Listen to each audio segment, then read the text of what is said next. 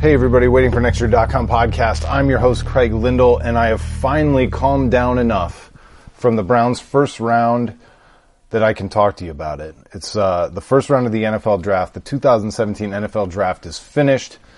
I'm really happy I didn't try and podcast in the middle of it. I was downtown at the Map Room. I was with some friends, some people you know, including good old Cleveland Frowns and some people from Scene, and the Browns traded out of number 12, and after waiting for about 10, 15 minutes to see if they would do something else, I decided I was going to go home to watch the rest of the draft from home. So I departed the Map Room a miserable, miserable guy. Very unhappy with the strategy of trading down for future assets because it just makes me mad. It made me mad. Calmed down a little bit after the rest of the first round played out, and the Cleveland Browns ended up selecting Myles Garrett, Jabrill Peppers, and David Njoku, trading back into the first round to get a third player. And that helped. That helped. By the time it was all over and the Browns had 3 players plus a future first rounder, I felt a lot better. But still, I think it's worth talking about. There's a reason that I think I was entitled to be a little bit upset when they decided to trade down out of number 12. I think I'm entitled to that. I think other fans are entitled to that too. In the same way that, I complained about Trent Richardson way back when. It's a signaling thing. It's a strategy thing. It's a philosophy thing.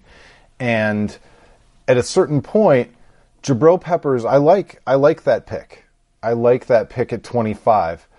But there's an idea that when you trade down from number 12 to number 25, that you're getting a worse prospect.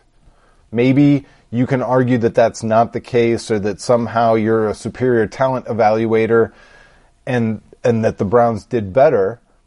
But if you believe in your own draft board, you've got to assume there's at least some marginal increase in value of selecting a player who's available at 12 versus 13. Unless you think you're that much better at drafting than all the rest of the NFL teams in the league, you've got to assume that there's a marginal increase in value at 12 than there is at 25. And maybe the Browns did even better by getting that future first rounder, and maybe they more than made up for that drop in value. But there's no question that you're giving something up. You're giving something up, at least in terms of timing, because you don't get to cash in that additional asset until 2018.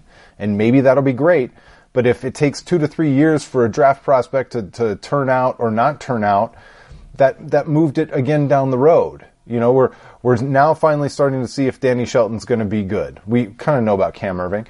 We're going to be into year 2 of Corey Coleman. And we're going to start the clock on Myles Garrett, Jabrill Peppers, and David Njoku, but we don't get to start the clock on the number 12 pick. We don't get to start the clock on the the 2018 first round pick, wherever that lands for Houston. And so it's a philosophy. It's giving something up. It's starting the clock with a lesser asset. Jabrill Peppers is going to start his development this year, and he's presumably a worse prospect than what they could have had at number 12. Maybe it's not that big of a deal, but it just seems to me that after a 1-15 season and after really stinking it up for a long time, and with the amount of draft capital the Browns already have in their arsenal in 2018, multiple second-round picks, it was time to just pick the damn best player. I don't know if it's Malik Hooker. I don't know who number 12 should have been. I'm never going to pretend to be as good as the scouts or the culmination of the scouting work that the Browns do. But couldn't they find somebody with a better SPARQ score at number 12 that fit their draft board? And wouldn't that person have been a better chance of success than Jabrill Peppers? The other thing that we need to talk about is the quarterback position. And I'm sorry, if you don't like the fact that we have to talk about the quarterback position, but we do, because the Browns still don't have one. And that's not to say that they should have picked Deshaun Watson. It's just to say that the Browns are now, 2 years in a row, tied to a quarterback. Way back when Eric Mangini was running the Browns draft, the Browns were tied to Mark Sanchez. Inextricably. Forever. In a way. And that comparison worked out really well for the Browns. Even though Eric Mangini failed miserably in that second round with Rubisky, Massaquoi, and David Vekune, he traded down out of Mark Sanchez, acquired a bunch of veteran Jets, and the pick that they traded again, I think, that finally ended up being Alex Mack. And boy, that looked great. It really did. Looked amazing. But now, in 2 straight years, the Browns have traded with the Eagles to give away Carson Wentz, and now with the Texans to give away Deshaun Watson. Now, I can't sit here and tell you that I wanted Carson Wentz or that I even think Carson Wentz is going to be a great NFL quarterback. I'm not sold on that. I'm really not. And I didn't want Deshaun Watson. I'm not a big Deshaun Watson fan. All the while noting my limitations as a scout or talent evaluator. I'm not excited about that guy, so I'm fine with trading out of it. But even as I'm kind of fine with trading out of those individual guys, there's no doubt that the pros, the pro talent evaluators and the professional team managers that the Browns have hired now have Deshaun Watson on their record. They directly handed that guy to Houston for a couple of picks, number 25 and a first rounder in 2018. They could have had that guy, undoubtedly. They probably knew that's who Houston wanted, because I'm sure that came up in the conversation when they traded the pick. And they are now forever tied to Deshaun Watson as well. And maybe you're fine with that. Maybe you're okay with that. I think I am. Because I wasn't a big Deshaun Watson fan, but you don't get bonus points for not picking a quarterback just because you avoided picking the wrong quarterback. At some point, you have to solve the quarterback problem, and it doesn't look like the Browns can do it. It doesn't look like they can do it this year. Maybe they come out in the second round and get Deshone Kizer. Maybe they find somebody in the third round. Maybe they swing for the fences and land A.J. McCarron or Jimmy Garoppolo, and we've got somebody that we can at least spend 2 years on a working tryout basis. But the point is that the Browns have a quote-unquote quarterback guru. They've got all this stuff going on, and in 2 straight years, they've punted on the first-round quarterback. They've punted on it. Maybe that was the right maneuver after Trubisky and Mahomes are off the board. Maybe that's the right thing to do. I honestly can't tell you. I'm just saying that's the lens with which they're judged. And, I'm not much for narratives, and I don't think the Carson Wentz Browns narrative, I think it was oversold in 2016, especially early on when Carson Wentz beat the Browns and then, gave the Steelers fits and beat them, and too much was being made out of it. And the pitchforks and the people wanted to set fire to Berea because the Browns traded out of Carson Wentz, and it's ridiculous. That's ridiculous too. I'm not going to sit here and try and tell you otherwise. I think that's crazy, but the Browns don't get bonus points for not fixing quarterback just because, another quarterback doesn't work out, And they now will be forever compared, fair or not. Jabrill Peppers will be compared to Deshaun Watson. And there will be this cost-benefit analysis because we don't know what that first-round pick in 2018 will turn out to be. There will be a cost-benefit analysis of, would the Browns be better off today building around Deshaun Watson than Jabrill Peppers? And that's just how these things go. And maybe you look at it differently, but these are the things that you have to think about. The Cleveland Browns could have added Deshaun Watson, and that's just a fact. That's just a fact.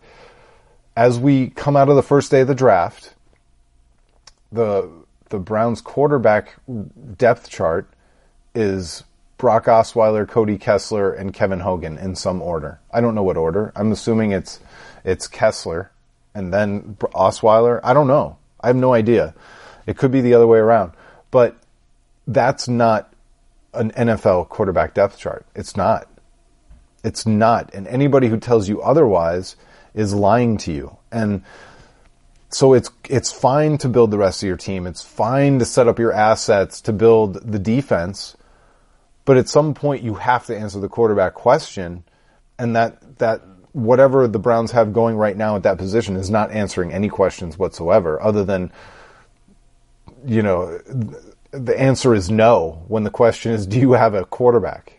So I'm not unhappy with 3 players and a future first rounder. I'm really not. I like the potential of many of those guys. I like that the Browns signed offensive linemen and free agency and everything else. There's a little bit of wonderment. I wonder a little bit about what they gave up, because you don't get to enact a strategy where you trade down without at least giving up something.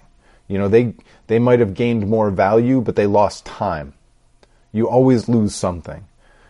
You gain something, but it's all in the future, and this idea that the Browns are going to have enough stability to see it all the way through is pretty scary too, because that's the other idea. It would be great if the Browns are enacting a 5-year plan and they have the right people executing that plan. I'm not rooting against Sashi Brown, Hugh Jackson, any of these people, Andrew Berry. I'm not rooting against Paul DePodesta. I'm rooting for them. At the same time, their first year was a 1-15 season. Their second year, if they don't have a quarterback, I don't know what the ceiling is. Are they a 3, maybe 4-win team? How patient is Jimmy Haslam going to be with this group? The worst thing. So on the one hand, patience is a good thing. On the other hand, a lack of urgency is a bad thing. And I don't know if the Browns are actually showing a lack of urgency, but it sure feels like it. Doesn't it? Doesn't it kind of feel like they're showing a lack of urgency? And that's not to say that you should be desperate. There's a fine line between a sense of urgency and being desperate. And I'm not saying that they should be crazy or stupid. Certainly what the Bears gave up to draft Trubisky, considering the rest of their roster, seems a little bit on the crazy side. I think they moved up 1 spot, but and so I'm not a proponent of that. I would never say let's get crazy, but I would say, hey, let's show some urgency, and maybe the Browns are showing that urgency, and not just things haven't come to fruition. That's possible too. I'm just saying that all those who are like hook, line, and sinker proponents of the trade down and adding future trade value. Like, I believe in analytics. I believe in maximizing asset value and trade value and everything else. But I also believe that for every 76ers Chris Grant process of accumulating assets, you've got to build a damn football team. You've got to build a football team that has a quarterback.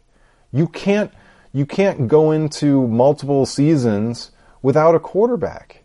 And at least what the Browns tried last year with RG3, even though it didn't work, like I get it. It was a risk, it was a gamble, it was a try. But tell me right now that RG3 wouldn't be the top of the depth chart of this Cleveland Browns roster. He might be if he was still here.